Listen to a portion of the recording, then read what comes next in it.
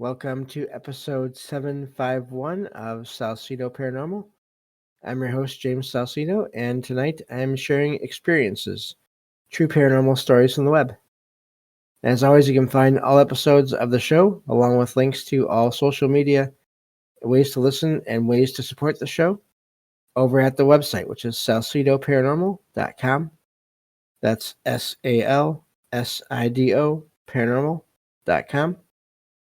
And please also check out Trouble Minds Radio, KUAP Digital Broadcasting, where you can hear not only my show but every other show that's on the network. And I believe that takes care of everything there, so we can get to these true stories here. And let me see. Let me find my spot again, and we will get back to this. This one says, I was 16 years old, excuse me, and had a sleepover with two friends, including my former best friend. I had to use the restroom and left the room, but while I was in there, my friends were laughing, and my former best friend said, "Okay, S," and that's just the initial there. I went back and asked what was funny, and my friends told me that I had come back quickly and said something humorous and left quickly again. But I hadn't done that or said anything. I have always been aware of spirits around me and was not shocked, but it was still creepy. To this day, my former best friend texts me randomly saying she sees me, which usually happens when she is going through uh, a rough time and is depressed. My friend claims that seeing me scares her and comforts her as well, as I have saved her, I in quotation marks, from negative situations in the past. I just wanted to share this story as it's a mix of being funny, cool, and creepy. And that's where that one ends. It's always weird. Usually, when you hear about sort of doppelgangers or mimics, a lot of cases it's more of a negative thing, or at least it's sort of a neutral thing. But the not so much the initial event, but the events after. Um, Again, the friend said that they were sort of meaningful events where she saw the writer there um, in these sort of uh, rough times or um, these points in her life where she maybe needed to see her friend. I don't know, but it's really weird. I wonder what that is and how that works. If it's sort of an alternate parallel universe version of the friend, or if the friend is somehow thinking about their if the writer is thinking about their friend, and they're setting enough energy out there to where a version of them appears to their friend. I don't know, but there's a lot there to wonder about, I think. And so yeah, that's an amazing one there. I wonder again how long that has continued or how long it will continue, and if anything will ever change. Or I'd be curious to have them. Of course, this is impossible, but I'd be curious to hear if they ever got together again, if anything weird happened again. So, uh, but anyway, moving on to the next one here. This one says, my little brother has been claiming to see a weird, shadowy figure since he was 4 years old, with sightings in various locations, including walls, windows, and in the yard. My family used to live in an old house in Ohio, from the 1950s, which had two abandoned wells under it, believed by some to be a portal or gateway to the other side. He loved to play in a blocked off room where one of the wells was located. And since then, he's been describing the figure as a spiky, fully black figure with big white glowing eyes, with elongated fingers and no mouth. My family moved away from the old house around 7 or 8 years ago, but he continues to see the figure regularly, even in new locations, such as in class one day. So they're talking about in school. He describes the figure as being short and stubby when it runs, but taller and spikier when it stays still. The figure has never spoken to or reacted to his attempts to interact with it, and only watches him. He has never tried to talk to the figure, and has simply accepted its presence. I'm not sure what to make of the situation, or this figure. Is it a spirit guiding and watching over my little brother? Or some other kind of being trying to harm him or others? Or is it all in his head? He has shown me no signs, or he has shown no signs of any mental health issues, which makes it hard for me to believe or to think that he is making any of this up. And that's where that one ends. The detail to me that sticks out there in a way is the fact that the figure grows taller when it's staying still and appears to be shorter when it's running. That's really amazing. I don't know with that one. It's a shadow figure in a way, but it's an unusual sort of shadow figure. I have heard of shadow figures that have eyes, that have glowing eyes of different colors, so that's not as unusual, even though it is not all shadow figures have glowing eyes, or even eyes that can be seen. But I've never heard of them being able to change shape like that, or changing shape like that based on their movement.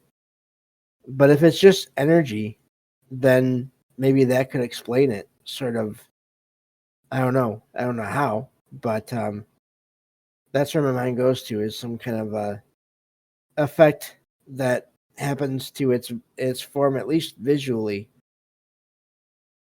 when it is moving versus when it is staying still.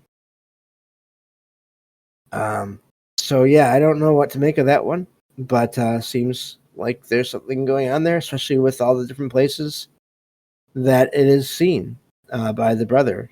So really amazing. Hopefully it continues to just be just watch and not really do anything, because that's the main thing. But or it just goes away eventually. That would be okay as well. If it's not doing anything else, then I don't know. But that's an amazing sighting, and I've never heard of an exact figure like that. But I don't think all everything that everyone sees is ever going to look completely the same. So it's a shadow figure of some kind, but that doesn't necessarily mean it's the same as a shadow person. And we don't even know, again, what all these things are. So at least not for sure. Moving on to the next one here. Let me see here. Okay.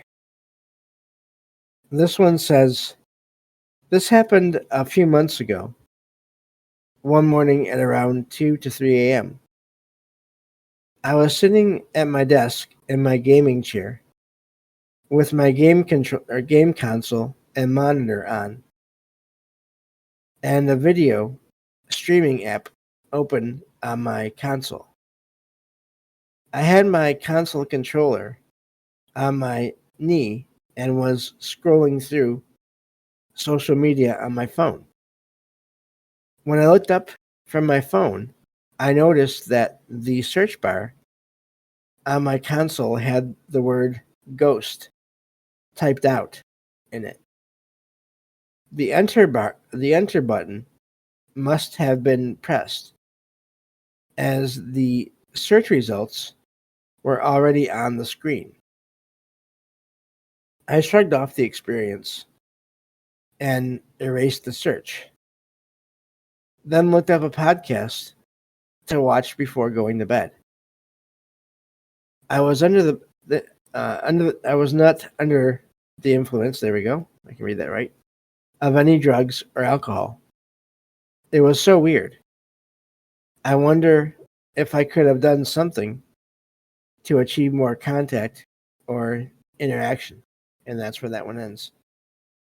Manipulation of technology is always amazing to me. Sounds like there was something there that happened, possibly. I don't know how or what happened, but I've heard of similar accounts where things are typed out in messaging apps and different things like that, web browsers. I don't know. It's just really amazing when that happens. And I don't know.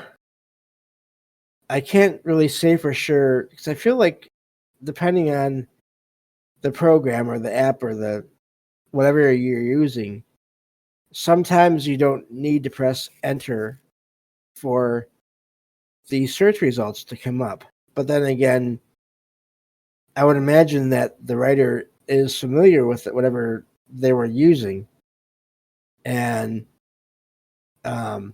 so they would know if they had to press enter or not. But I can't say for sure. But either way, even if you discount the having to press enter, and a lot of also, unless you have like a keyboard, a lot of times when you're using the search function on, let's say, a gaming console controller, from what I've experienced over the years here, doing a bit of that here and there myself, you have to use the arrow keys to move around on this virtual keyboard on the screen to then type in the letters, and you do have to press enter to get each letter in. So it's not just like pressing the letters on the keyboard necessarily to get that word ghost. It's you have to move the cursor to each letter and then press enter. So that's that's a lot of work. I wonder too if, I guess unless the controller was really old, the person wouldn't have heard the sounds of the buttons being pressed, but I wonder if they were pressed or if it was manipulated somehow from within to send those signals to the device to get it to put in those letters to make that word. So a lot of questions, no answers as usual, but that is amazing. That's an amazing encounter there, especially if nothing like that ever happened again. Then who was responsible for that and why, and what was going on there? And again, I have no idea. Moving on to the next one here.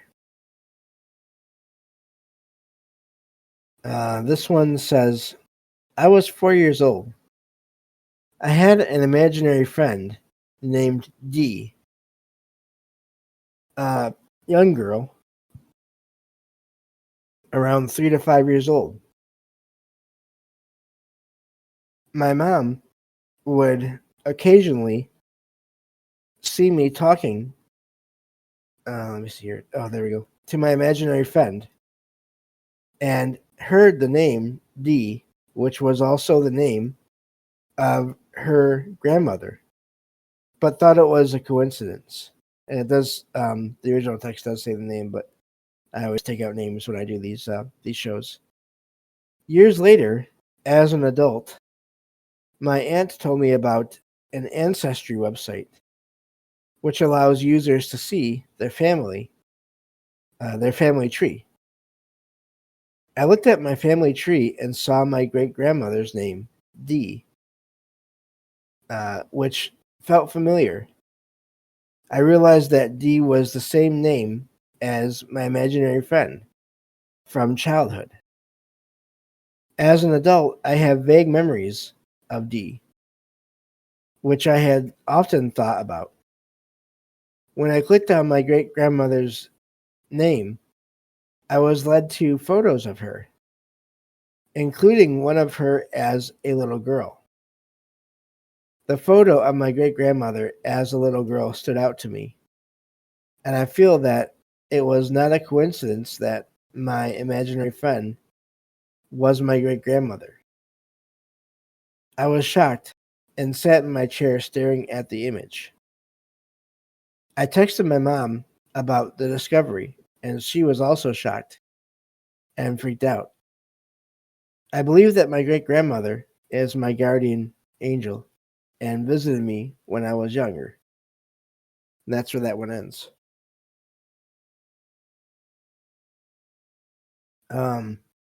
So that's amazing. And I've heard of that too before, here and there. Accounts of loved ones who were somehow imaginary friends of children. And then either as a child or years later, they discovered that it was a relative that they were seeing. What's amazing about that, though, is it sounds like the great-grandmother was appearing as a girl of around the same age as the writer was when she was having these experiences, which it's I've heard of this before, this ability that some spirits seem to have to appear at any age they want to. The more common version of that, from what I've heard and read, is after someone passes, they will appear as they did in the prime of their physical life. So if they passed away in their 70s or 80s or 90s, they'll appear younger. They'll appear in their 40s or 50s or whatever, something along those lines.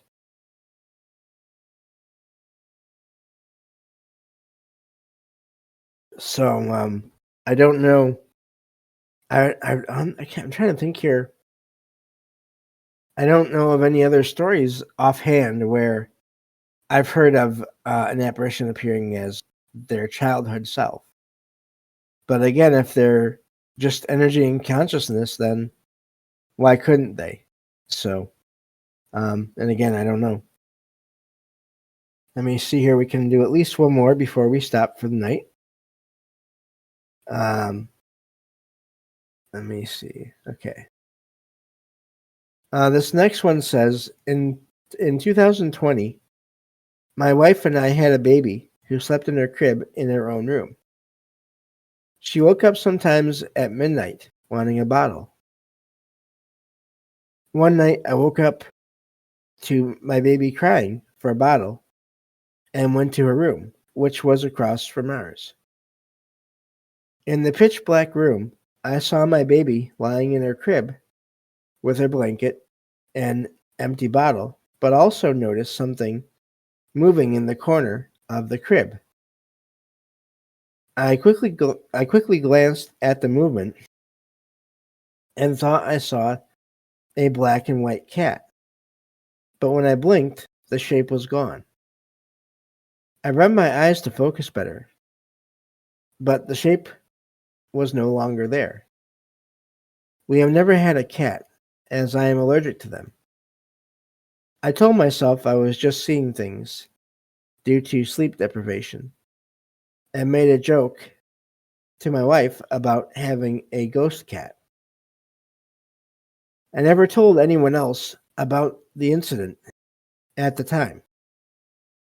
When my mom came over to visit, she saw a dark figure lying on the floor in the hallway, which she initially thought was our German Shepherd dog. but the dog was actually in the basement at the time. And my mom described the figure as a black and white cat that got up and ran to the end of the hallway near the baby's room. So apparently, there is a black and white cat that watches my daughter sleep. That's an amazing one. That's when that one ends. And it's amazing that there were these two separate sightings without the second experience, the second person having the experience knowing about the first experience. So I don't know. That's really amazing. I wonder again where that cat came from. If it was tied to the property beforehand, if it passed away there, it's impossible to know. But it doesn't sound like it was doing anything bad at all or anything. But it also sounds like it did not want to be seen, and it was only seen for brief moments, and then it was gone.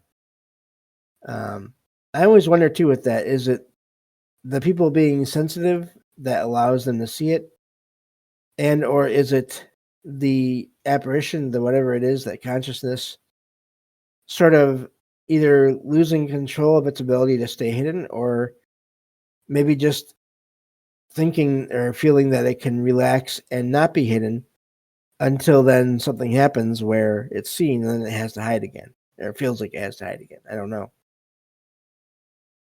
But amazing experiences there that have that happen without knowledge from the second experience of the first experience. So we get one more in here because it's a short one.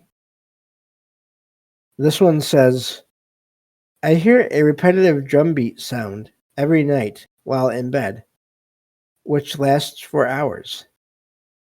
The drumbeat has a specific pattern of 3 beats. The sound appears to be coming from a distance, but it's not coming from my nearby neighbors. I have been experiencing this for around 6 months. Has anyone else had a similar experience? What could be causing it? I live in Australia. And that's where that one ends. The amazing thing about that is I've heard of similar accounts of that in the US, whether people are in their homes or I don't know. Yeah, just different parts of the US, and then now of course you have that one from Australia. It seems like possibly something connected to the past, to when drums were used a lot more often for a lot more for more things than just entertainment. It could be some kind of residual. I don't know for sure though, but yeah, I've heard of that before in parts of the US. So I'd be curious to know if there are other experiences like this in other parts of the world now besides Australia and the US. People hearing these sounds of these drums that maybe come from some group of people that lived there in that area in the past. So, yeah, that's about all I have for this episode. Thank you all for listening, and I will talk to you all next time on Salsido Paranormal. Take care.